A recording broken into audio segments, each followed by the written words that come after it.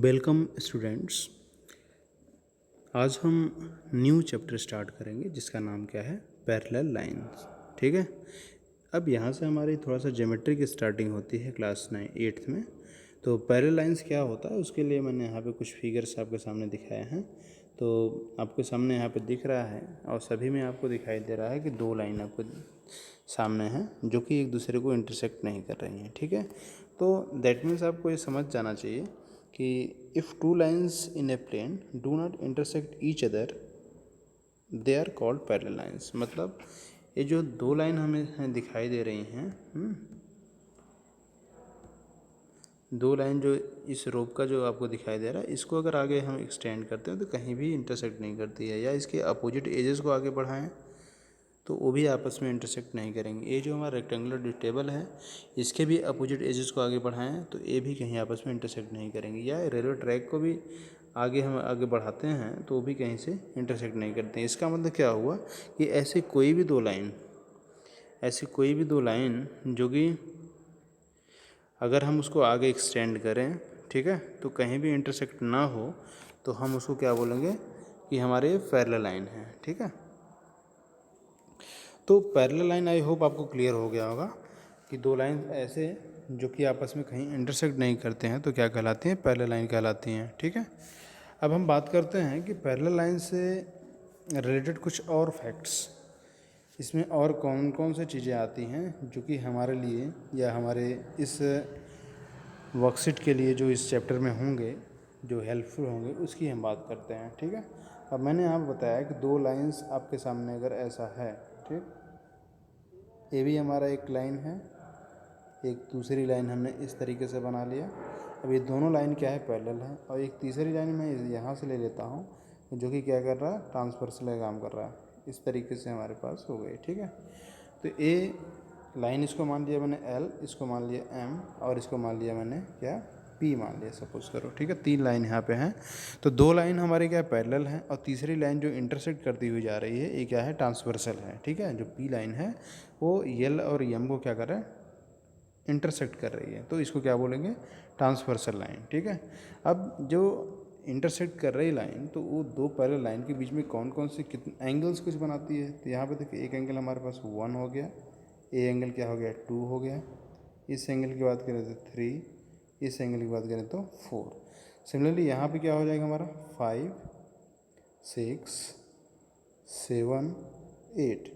तो ये जो ट्रांसवर्सल है, ये ट्रांसवर्सल जो है कि मतलब एक्सटीरियर साइड और इंटीरियर साइड कुल मिला के यहाँ पे 8 एंगल्स बना रही है। ठीक है। पैरेलल लाइन के साथ और ट्रांसवर्सल के साथ अगर देखें तो यहाँ पे 8 एंगल्स हमारे सामने बनती हुई दिखाई दे रही हैं। अब यहाँ पे देखें, हम एक्सटीरियर एंगल किसको कहते हैं और इंटीरियर एंगल किसको कहते हैं, इसको आप देख के बता सकते हैं कि जो एंगल्स पैरेलल लाइंस के अंदर बनते हैं। ठीक है। जैसे ये देखो, ये हमारा पैरेलल लाइन है और इसके अंदर की तरफ जो भी एंगल्स हमको बनते हुए दिखाई दे रही हैं, ठीक है, वो सब क्या कहलाते हैं, इंटीरियर एंगल। मीन्स हमारे पास क्या है, एंगल 4, एंगल 3, एंगल 5, एंगल 6, जो 4 एंगल्स हमारे सामने दिखाई दे रही हैं, ये सब क्या कहलाती है, इंटीरियर एंगल। ठीक है।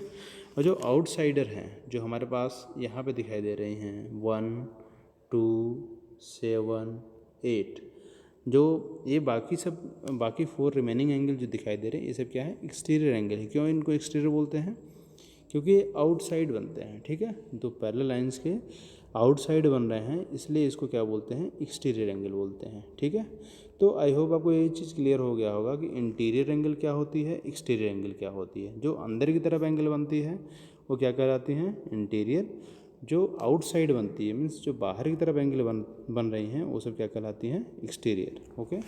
अब हम बात करते हैं इसमें कि क्या रिलेशन क्या होता है, इंटीरियर एक्सटीरियर इनके बीच में क्या रिलेशन होता है, या कुछ और चीज़ें हम बात करें यहाँ पे कि ट्रांसवर्सल जो इंटरसेक्ट करता है तो वहाँ पे हमारे पास कुछ और एंगल बनते हैं जिसका नाम क्या होता है, अल्टरनेट एंगल होता है। फिर अल्टरनेट एंगल के बाद आता है करस्पॉन्डिंग एंगल होती है। तो क्या करस्पॉन्डिंग एंगल क्या होता है, अल्टरनेट एंगल क्या होता है, इसके बारे में हम देखते हैं। ठीक है। तो नेक्स्ट हम देख लेते हैं अल्टरनेट एक्सटीरियर एंगल क्या होता है और अल्टरनेट इंटीरियर एंगल क्या होता है और इनके बीच में रिलेशन क्या होता है, और करस्पॉन्डिंग एंगल क्या होते हैं, ये सब हम यहाँ पे देखेंगे। ठीक है, फिर से हम वही फिगर यहाँ पे अप्लाई कर रहे हैं।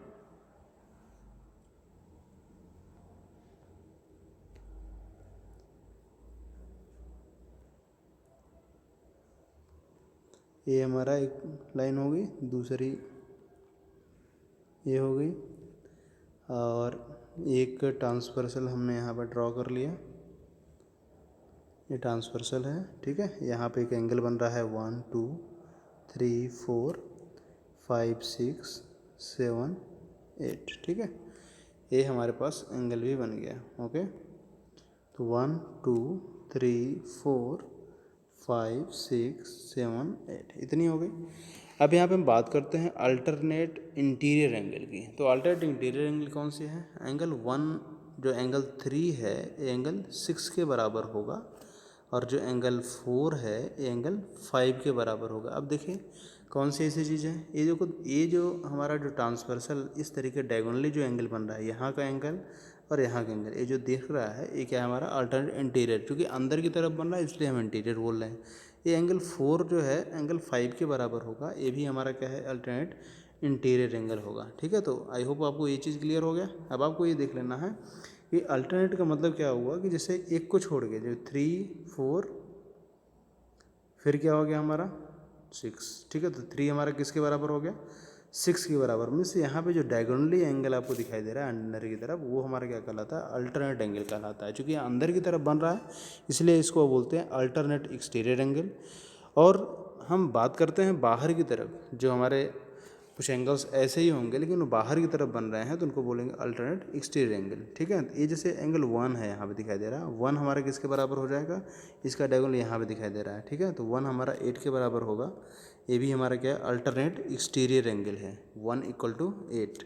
सिमिलरली यहाँ पे हम बात कर रहे हैं एंगल 2 किसके बराबर होगा? एंगल 7 के बराबर होगा। तो एंगल 2 = 7, ये भी क्या है हमारा अल्टरनेट एक्सटीरियर एंगल है। तो अल्टरनेट एक्सटीरियर एंगल कौन कौन से हो गए आपको क्लियर हो गया होगा कि 3 हमारा 6 के बराबर हो जाएगा, 4 हमारा 5 के बराबर हो जाएगा। क्लियर, ये अल्टरनेट इंटीरियर एंगल है। और 2 हमारा किसके बराबर हो जाएगा? 7 के बराबर हो जाएगा। 1 हमारा किसके बराबर होगा? 8 के बराबर हो जाएगा। ये हमारा क्या है, जो बाहर की तरफ के एंगल को हमने बराबर किया है वो क्या कहलाते हैं? Alternate exterior. जो अंदर की तरफ हम डायगोनली एंगल को हम बराबर किए हैं वो क्या कहलाते हैं? अल्टरनेट इंटीरियर एंगल कहलाते हैं। ठीक है, अब हम बात करते हैं कि करस्पॉन्डिंग एंगल क्या होती है। ठीक है, करस्पॉन्डिंग एंगल किसको बोलते हैं? ठीक है, तो अब करस्पॉन्डिंग एंगल के बारे में समझ लेते हैं क्या होता है। देखो, करस्पॉन्डिंग एंगल भी आपस में क्या होते हैं? बराबर होते हैं, बट आपको यहाँ पे समझना है कि करस्पॉन्डिंग एंगल बोलते किसको हैं। ठीक है, अभी तो यहाँ पे हमको ये समझ में आया कि डायगोनली हम लोगों ने एंगल को बराबर दिखाया। ठीक है, लेकिन यहाँ पे जो करस्पॉन्डिंग है, तो करस्पॉन्डिंग से सीधा सा फंडा ये है कि हमको एक सिंपल डायरेक्शन का चाहिए। जिसे हम यहाँ पे ले लेते हैं एग्जांपल के तौर पे, जैसे हमने क्या किया, इस तरीके से बनाया कुछ। ठीक है, ऐसा। अब यहाँ पे देखो, ये जो एंगल यहाँ पे बनेगा, जो यहाँ पे बनेगा, जो यहाँ पे एंगल बनेगा, ये सब क्या होंगे? आपस में बराबर होंगे। या हमने यहाँ पे एक और ऐसा बना दिया, तो ए एंगल इस एंगल के बराबर है, इस एंगल के बराबर है, या ए एंगल आपका इस एंगल के बराबर है, इस एंगल के बराबर, ये सब क्या कहलाते हैं? करस्पॉन्डिंग एंगल कहलाते हैं। ठीक है, सिमिलरली यहाँ भी ऐसा ही है, जैसे एंगल 1 है और ए एंगल आपका इसके बराबर होगा। ठीक है, क्योंकि आप यहाँ पे ध्यान से देखो, ऐसा बन रहा है तो एक ही डायरेक्शन में अपने एंगल को एक ही डायरेक्शन में मेजर किया हुआ है। ठीक, या इसी को अगर आप ऐसे करोगे तो ए एंगल आपका इधर किसके बराबर हो जाएगा? इसके बराबर हो जाएगा। इसकी बात हम करें तो ए एंगल किसके बराबर हो जाएगा? इसके बराबर हो जाएगा। या इसकी बात करें, ए एंगल आपका इसके बराबर हो जाएगा। तो करस्पॉन्डिंग एंगल्स हमारे ऐसे ही होते हैं। ठीक है, तो करस्पॉन्डिंग एंगल्स आर इक्वल।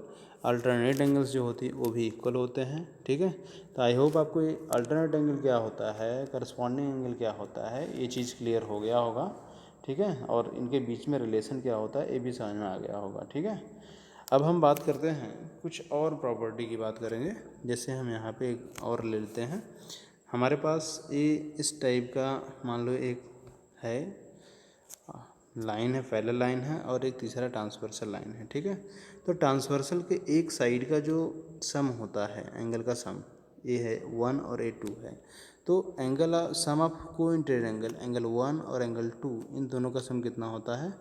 180 होता है। ठीक है, अगर कोई लाइन पैरेलल है और उसको एक तीसरी ट्रांसवर्सल लाइन इंटरसेक्ट करती है तो उसके एक साइड का जो एंगल बन रहा है अंदर की तरफ, इंटीरियर एंगल जो बन रहा है, तो उन इंटीरियर एंगल को अगर ऐड करते हैं तो उसकी वैल्यू क्या आती है, 180 आती है। इसको बोलते हैं सम ऑफ को इंटीरियर एंगल, ठीक है। या इधर की एंगल को एंगल 3 इसको माने, इसको एंगल 4 माने, तो angle 3 plus angle 4 equal to क्या हो गया हमारा, 180 हो गया। इसको भी हम क्या बोलते हैं, सम ऑफ को इंटीरियर एंगल, ठीक है। और आपको ये क्लियर हो ही गया होगा कि हमारी करस्पॉन्डिंग एंगल क्या होगी। जैसे यहाँ पे जो एंगल बन रहा है और जो यहाँ पे एंगल बनेगा वो आपस में क्या होंगे, बराबर होंगे। जैसे ये एंगल जो 3 बन रहा है तो वो वाला एंगल आपको यहाँ वाले एंगल के बराबर होगा, ठीक है। तो ये हो गया सम ऑफ को इंटीरियर एंगल। अब हम यहाँ पे बात करते हैं कि कोई दो लाइन अगर पैरेलल है तो क्या कंडीशन, कौन कौन सी कंडीशन होनी चाहिए। दो लाइन को पैरेलल होने के लिए कंडीशन क्या होनी चाहिए। तो देखो, दो लाइन अगर पैरेलल होंगी तो डेफिनेटली आपको कुछ चीज़ें यहाँ पे कॉमन दिखाई देंगी। अगर आपके सामने इस तरीके से बना हुआ है, आपके सामने इस तरीके से कोई बना हुआ है और हमें ये बताना है कि ए लाइन यल और लाइन एम एक दूसरे के पैरेलल है, तो आपको क्या करना है, या तो आप करस्पॉन्डिंग एंगल को बराबर दिखा दीजिए, या तो करस्पॉन्डिंग एंगल को बराबर दिखा दीजिए, मीन्स या तो 1 बराबर 2, या अगर हम यहाँ पे इसको 3 मानते हैं तो या जो अल्टरनेट एंगल है एंगल 2 बराबर एंगल 3, या इसको बराबर दिखा दीजिए, ठीक। या अगर इसको हम 4 यहाँ पे है तो angle 2 plus angle 4 equal to कितना दिखा दीजिए, 180 दिखा दीजिए, मीन्स सम ऑफ को इंटीरियर एंगल। या यहाँ पे 3 4 यहाँ पे 5 है, या angle 3 plus angle 5 equal to 180 दिखा, मतलब कोई भी चीज़ें यहाँ पे जो इतनी चीज़ दिखाई दे रही है उसमें से कोई भी एक चीज़ अगर आपने दिखा दिया तो आप ये कहेंगे कि यल जो है एम के पैरेलल है। तो पैरेलल लाइन को प्रूफ करने के लिए हमें इनमें से कुछ भी चीज़ें अगर प्रूफ हो जाती हैं, ठीक है, तो angles of any pair of corresponding angles are equal अगर हम दिखा देते हैं तो फिर भी हमारे क्या है, वो पैरेलल है। या angles of any pair of the alternate interior angle और एक्सटीरियर एंगल, अगर हम इंटीरियर एंगल की बात करें, एक्सटीरियर जैसे एंगल 1 है, यहाँ पे एंगल हमने 7 कर दिया, तो ये क्या 1 और 7 भी बराबर हो गया, तो फिर भी हम यहाँ पे प्रॉपर्टी लगा दी।